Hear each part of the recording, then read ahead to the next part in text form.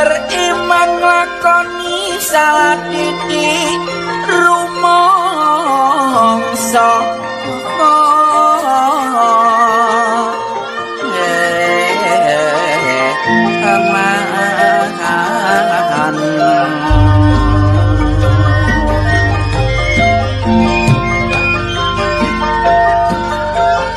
api elek iku besok dolor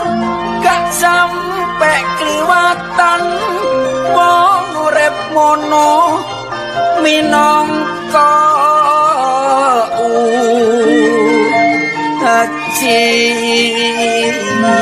ya pancen dok kebiaren donya